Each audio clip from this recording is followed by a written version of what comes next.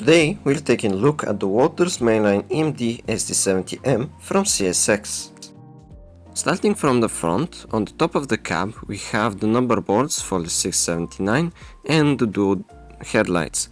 Then we have some sun filler hatches and some grab irons, and of course the engineer's door to get inside the locomotive. Also on the anti-climber we have the dual ditch lights, then down below we have the snowplow and the Johnny knuckle coupler. And on the side we have the 5 steps and the F4 front. On the door it actually says watch your step under the CSX logo there. Also here are the quite well detailed GM HTCR trucks that the locomotive uses. Moving to the left hand side we have the numbers for the 679 as well as a small American flag and the designation of SD70M. We also have some vents down here and over here for the generator as well as the DC cabinet.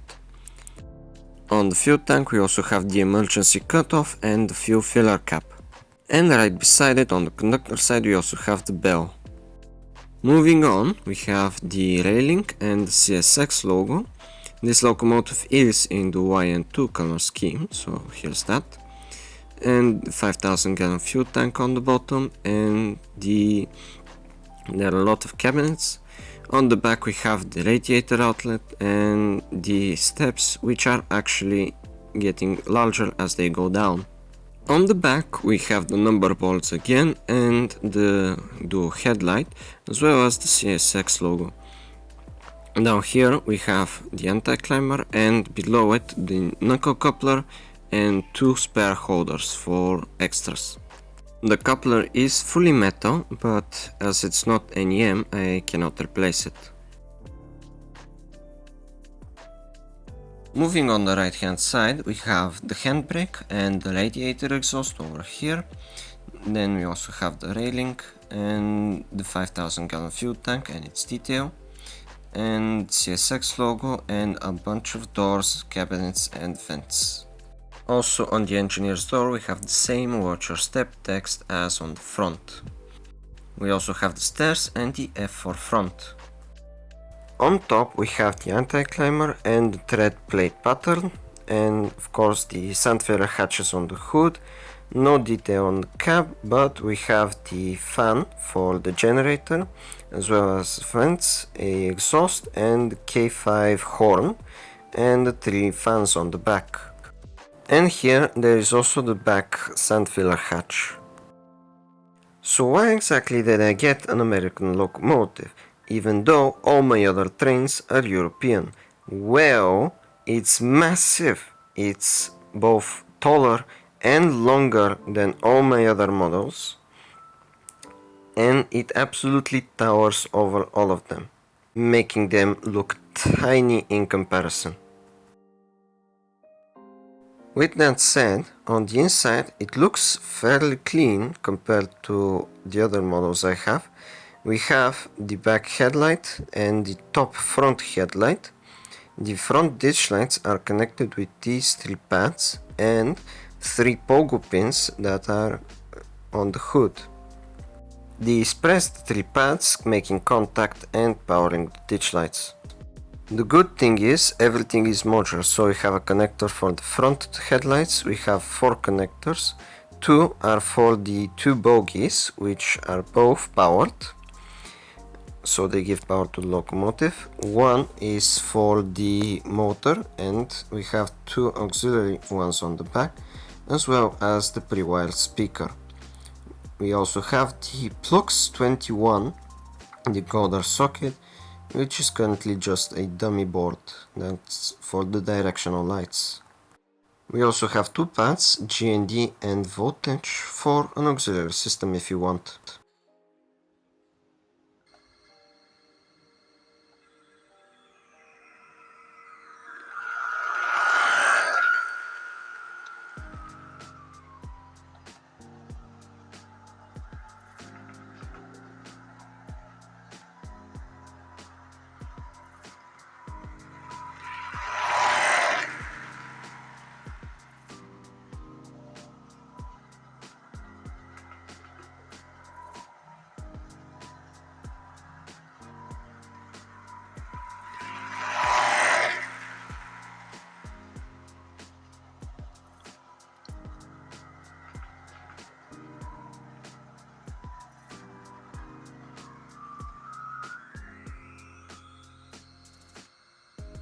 So, because it uses knuckle couplers, I cannot directly connect it to my wagons, but I can utilize the screw to attach a small connector like this one that I have.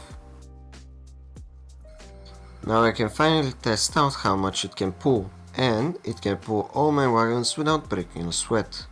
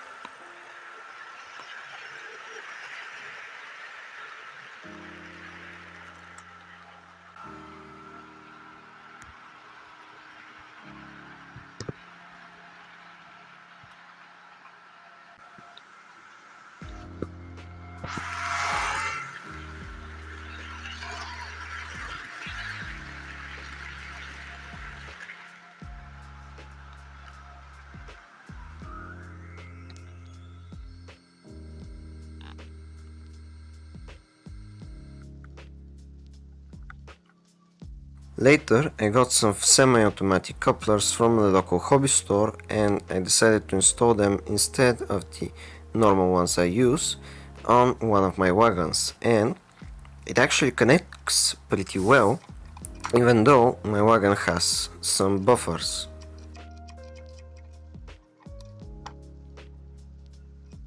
So now I basically have an adapter wagon that can go between my locomotive and the rest of my rolling stock without any issue.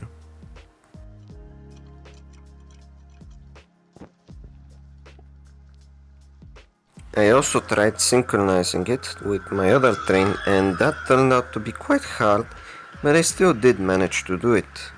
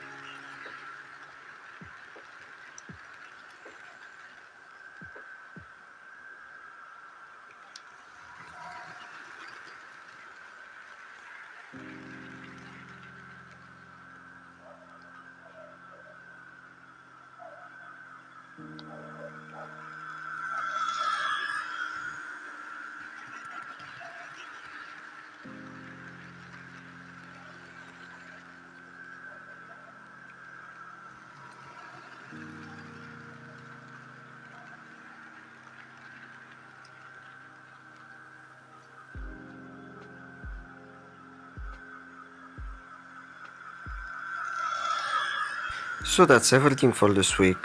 Tune in next time for more trains, and thanks for watching.